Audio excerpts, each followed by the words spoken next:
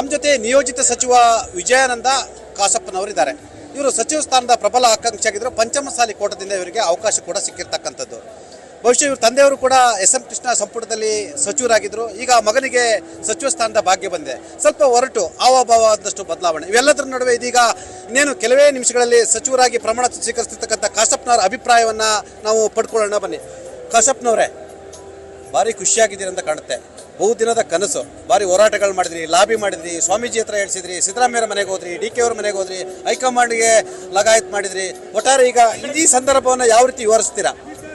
ಮೊದಲೆದ್ದು ನನ್ನ ಪಕ್ಷದ ವರಿಷ್ಠರಿಗೆ, ನಮ್ಮ ರಾಜ್ಯದ ನಾಯಕರಿಗೆ ನಾನು ವಿಶೇಷವಾದ ಕೃತಜ್ಞತೆಗಳನ್ನು, ಧನ್ಯವಾದಗಳನ್ನು ಅರ್ಪಿಸ್ತೇನೆ.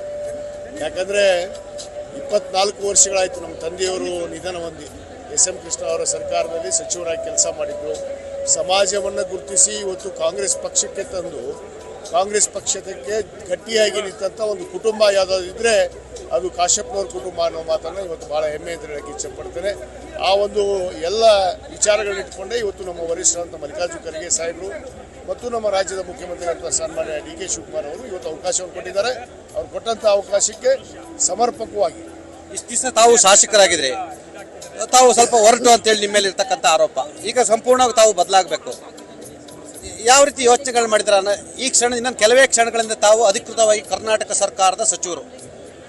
ನೋಡಿ, ಹೊರಟು ಅನ್ನೋದಕ್ಕೆ ಯಾಕೆ ಈ ಆರೋಪವನ್ನು ಮಾಡ್ತಾರೆ ಅಂದರೆ ನೇರವಾಗಿ ಮಾತಾಡುವಂಥದ್ದು. ಇದ್ದಕ್ಕಿದ್ದಂತೆ ಹೇಳಿದರೆ ಅದೇನೋ ಎದ್ದು ಬಂದು ಎದೆಗೆ ಬಂದಂತೆ ಅಂತ ಹೇಳ್ತಾರೆ, ಗಾದೆ ಮಾತು. ಆ ಥರ ನನ್ನ ಪರಿಸ್ಥಿತಿ ಆಗಿದೆ. ಇದ್ದಿದ್ದನ್ನು ಮಾತಾಡುವಂಥ ಸಹಜ ಸ್ವಭಾವ ನಾನು ಹುಟ್ಟಂದ್ರಿಂದ ರೂಢಿಸ್ಕೊಂಡಿದ್ದೀನಿ.